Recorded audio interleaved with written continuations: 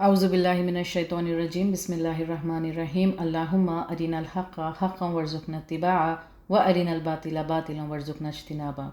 अस्सलामु अलैकुम व रहमतुल्लाहि व बरकातुहू। अल्लाह की मखलूक में शामिल हैं इंसान, जिन, फ़रिश्ते और जानवर। अल्लाह ने इंसान को मिट्टी से, फ़रिश्तों को नूर से और जिन्नात को आग से बनाया। शैतान कोई अलग मखलूक नहीं है, बल्कि जो इंसान और जिन हद से ज़्यादा सरकश हो जाते हैं उन्हें शैतान कहते हैं। शैतान एक टाइटल है, डेजिग्नेशन है। इब्लीस एक नाम है। शैतान बहुत हैं, लेकिन इब्लीस सिर्फ एक ही है। शैतान का जिक्र कुरान में 88 टाइम्स किया गया है और स्पेसिफिकली इब्लीस का मेंशन कुरान में 11 दफ़ा किया गया है।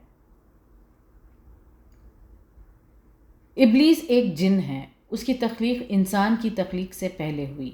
वो इबादत गुजार था, लेकिन जब अल्लाह ने पहले इंसान आदम अलैहिस्सलाम को बनाया और सबको हुक्म दिया कि उन्हें सजदा करें, तब इब्लीस ने इस हुक्म को मानने से मना किया, अपने गुरूर, तकब्बुर और हसद की वजह से, और अपने आप को अल्लाह का राइवल बना लिया। उसे लगा कि वो आग से बना है तो मिट्टी से ज़्यादा सुपीरियर है। अल्लाह ने अपनी रहमत से उसे खारिज कर दिया। वो शैतान की कैटेगरी में आ गया। सूरह ज़ारियात आयत 56 में अल्लाह ने फरमाया है कि इंसान और जिन की पैदाइश का मकसद है अल्लाह की इबादत करना। इब्लीस ने इस मकसद को नहीं अपनाया और वो शैतान बन गया। इंसान और जिन की तरह इब्लीस के पास भी फ्री विल है कि अल्लाह की इबादत और फर्माबरदारी करे या ना करे। उसके short term and long term goals से हमें वाकिफ़ होना चाहिए। उन तरीक़ों को जानना चाहिए जिसके ज़रिए वो इंसान को गुमराह करता है। उसके शर को जानना चाहिए ताकि हम उसके शर से बच सकें। इब्लीस के प्रोमिनेंट कैरेक्टरिस्टिक्स है तकब्बुर, हसद, नफ़रत, कुफ्र, ज़िद, बगावत। अल्लाह ने इसको सुपर नेचुरल पावर्स दिए हैं, जैसे वसवास। वो हमारे दिल में किसी किस्म का ख्याल डाल सकता है। वो हमें देख सकता है, हम उसे नहीं देख सकते। इब्लीस की एक मखसूस खुसूसियत है कि वो क़यामत तक नहीं मरेगा। वो हमें नुकसान पहुंचा सकता है, हम उसे कोई नुकसान नहीं पहुंचा सकते। वो इंसानों में खून की तरह बहने की सलाहियत रखता है। वो इंसानों के ख़यालात और ख्वाहिशात को जान सकता है। वो इंसानों को बुरे ख्वाब दिखा सकता है, इंसान को मायूसी में मुब्तला कर सकता है। लेकिन उसका ज़ोर अल्लाह के नेक बंदों पर नहीं चलता। जिनका ईमान और तक़वा मजबूत होता है, शैतान उसके सामने कमज़ोर होता है। बेशक वो बहुत पावरफुल है, लेकिन ये याद रखना चाहिए कि वो ख़ुद अल्लाह की एक मखलूक है जिसे ये पावर्स अल्लाह ने ही दिए हैं। वो जो भी करता है अल्लाह की मर्ज़ी से ही कर सकता है, क्योंकि तमाम मखलूक़ात पर अल्लाह मुकम्मल तौर पर हाकिम है। इब्लीस को लेकर कुछ गलत फहमियाँ हैं, जैसे वो फ़रिश्तों में से था।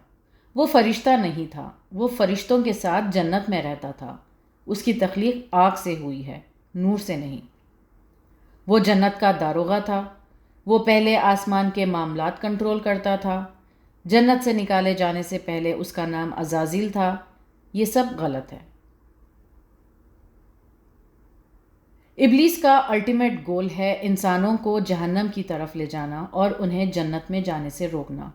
उसके दीगर मकासद में शामिल है इंसान को कुफ्र और शिर्क में मुब्तला करना, इंसान को गुनाह की तरफ ले जाना, बुराई और बेहयाई को खूबसूरत बना के पेश करना, हराम चीज़ों को ग्लैमराइज करके पेश करना, रिश्तों में नाइत्तेफाकियाँ पैदा करना, ख़ास तौर पर अज़वाज में, अल्लाह की फर्माबरदारी से रोकना, इंसान के किए नेक कामों को किसी तरह ज़ाया करना।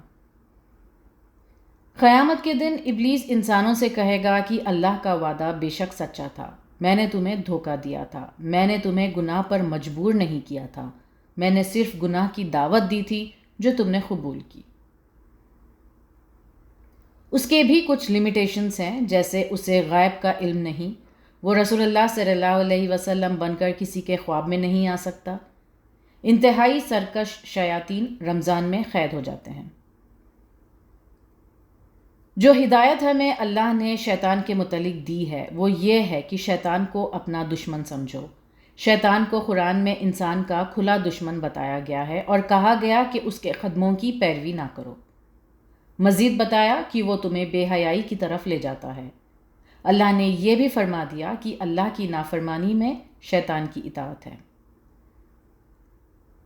اس کے نقصان سے محفوظ رہنے کے لیے ریگولرلی اذکار پڑھنا چاہیے، اذان دینا چاہیے، گھر میں اور باتھ روم میں داخل ہوتے وقت کی دعا پڑھنی چاہیے، کثرت سے سجدے کرنے چاہیے، بتائے گئے اوقات میں موعظتین یعنی سورہ ناس اور سورہ فلق پڑھنے چاہیے، سونے سے پہلے آیت الکرسی پڑھنا چاہیے، قرآن کی تلاوت سے پہلے اللہ کی پناہ مانگنا چاہیے اور رسول اللہ صلی اللہ علیہ وسلم کی تمام سنتوں کو اپنانا چاہیے۔